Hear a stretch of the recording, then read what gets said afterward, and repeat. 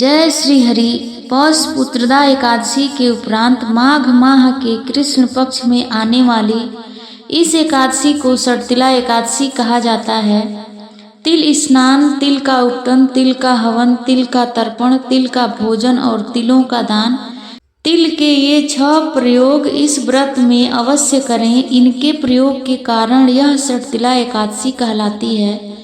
इस व्रत के करने से अनेक प्रकार के पाप नष्ट हो जाते हैं। सटतिला एकादशी का महत्व। एक समय दालभ्य ऋषि ने पुलस्त ऋषि से पूछा कि हे महाराज, पृथ्वी लोक में मनुष्य ब्रह्मा हत्या आदि महान पाप करते हैं, पराये धन की चोरी तथा दूसरे की उन्नति देखकर ईर्ष्या करते हैं, साथ ही अनेक प्रकार के व्यसनों में फंसे रहते हैं, फिर भी उनको नरक प्राप्त नहीं होता।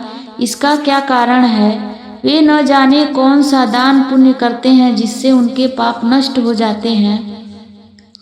यह सब कृपा पूर्वक आप कहिए। पुलस्त मुनि कहने लगे कि हे महाभाग, आपने मुझसे अत्यंत गंभीर प्रश्न पूछा है। इससे संसार के जीवों का अत्यंत भला होगा। इस भेद को इंद्र आदि भी नहीं जानते, परंतु मैं आपको यह गुप्त तत्व अवश्य बताऊंगा। उन्होंने कहा कि माघ मास लगते ही मनुष्य को स्नान आदि करके शुद्ध रहना चाहिए। इंद्रियों को वश में कर काम, क्रोध, लोभ, मोह, अहंकार, ईर्ष्या तथा द्वेष आदि का त्याग कर भगवान का स्मरण करना चाहिए। पुख्य नक्षत्र में गोबर, कपास, तिल मिलाकर उनके कंडे बनाना चाहिए। उन कंडों से 108 बार हवन करना चाहिए। उस दिन मूल नक्षत्र हो और एकादशी तिथि हो तो अच्छे पुण्य देने वाले नियमों को ग्रहण करें। स्नान आदि नित्य क्रिया से निवृत्त होकर सब देवताओं के देव श्री भगवान का पूजन करें और एकादशी व्रत धारण करें। रात्रि को जागरण करना चाहिए।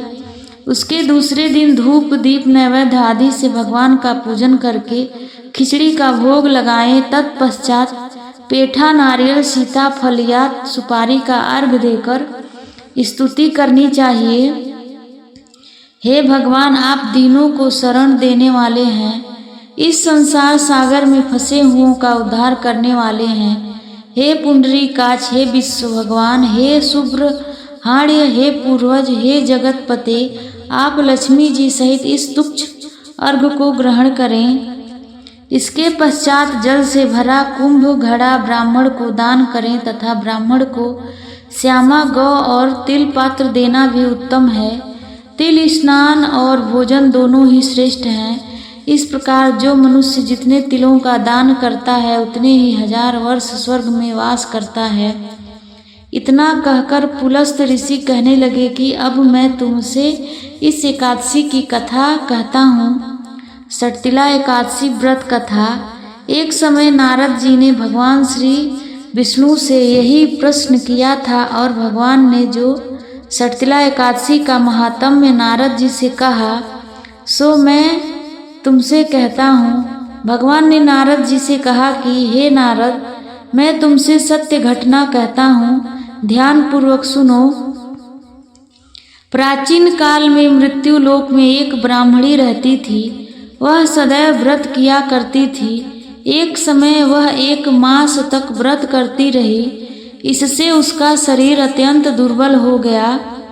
यद्यपि वह अत्यंत बुद्धिमान थी तथा उसने कभी देवताओं या ब्राह्मणों के निमित्त अन्न या धन का दान नहीं किया था।